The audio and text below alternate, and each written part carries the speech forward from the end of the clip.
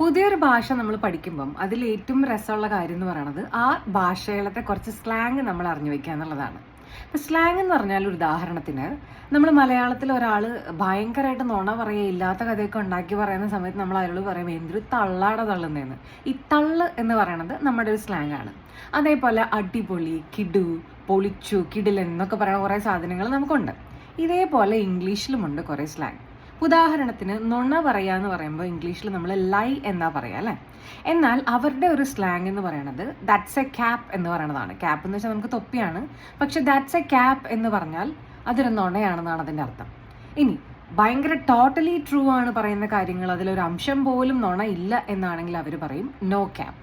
So നുണ പറയുകയാണെങ്കിൽ എന്താണ് പറയുക? That's A cap. ഒട്ടും നുണയല്ല, കംപ്ലീറ്റ് ആയിട്ട് സത്യമായിട്ടുള്ള ഒരു കാര്യമാണ് പറഞ്ഞതെങ്കിൽ നോ ക്യാപ്പ്. അപ്പം ഇങ്ങനെയുള്ള കുറച്ച് പ്രയോഗങ്ങളും കൂടെ പ്രയോഗിച്ചാൽ നമ്മുടെ ഭാഷ കുറച്ചുകൂടെ രസമുള്ളതായിട്ട് മാറും. അപ്പം ചെറിയ ചെറിയ രീതിയിൽ ഇച്ചിരി പേഷ്യൻസോട് കൂടിയിട്ട് ഇംഗ്ലീഷ് പഠിക്കാൻ നിങ്ങൾ തയ്യാറാണെങ്കിൽ ഇംഗ്ലീഷ് സദ്യയുടെ ഈ ഒരു പേജ് ഫോളോ ചെയ്തോളൂ കേട്ടോ.